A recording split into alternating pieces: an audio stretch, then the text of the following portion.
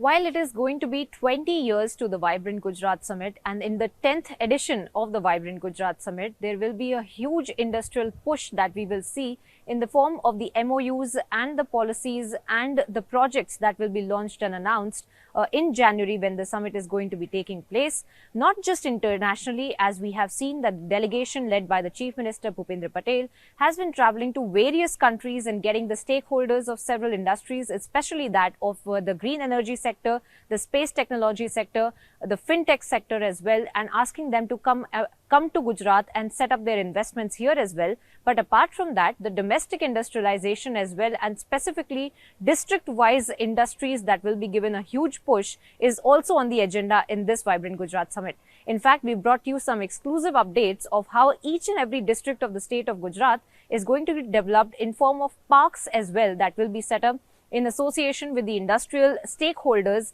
in the state and elsewhere as well. Now, let us talk about specific industry, which includes, say, starting from Porbandar, which will be included with the seafood industry, and a seafood park that will be set up in that where all the stakeholders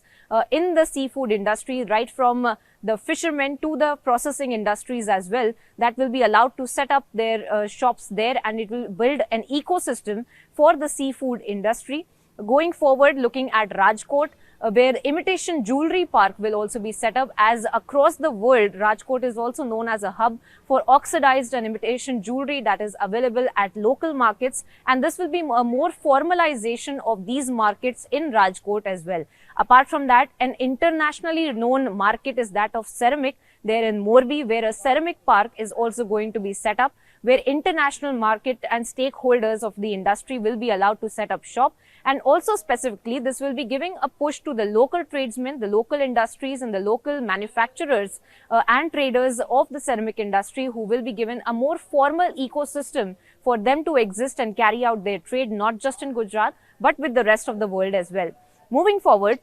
several other industries like that of the food processing that will be set up in North Gujarat, including that of Banaskantha and Rajkot once again, where the food processing industry parks will also be set up. These will be called as food parks, and that will include all of the stakeholders in the food processing industry that will be allowed to set up their shop, allowing an ecosystem of this industry to exist in the naturally conducive environment of these districts that already have a more unorganized way of functioning of the small and medium time traders and manufacturers and businesses as well that already exist in these districts. Apart from that, it is not just about the industries and not just about the heavy development and industrial revolution that Gujarat is looking at, a more formalization of the industries as well. But apart from that, we are also looking at a huge push in the cottage industry sector as well, including that of the tribals that will be given their own parks, specifically in the tribal belts of Gujarat, which exist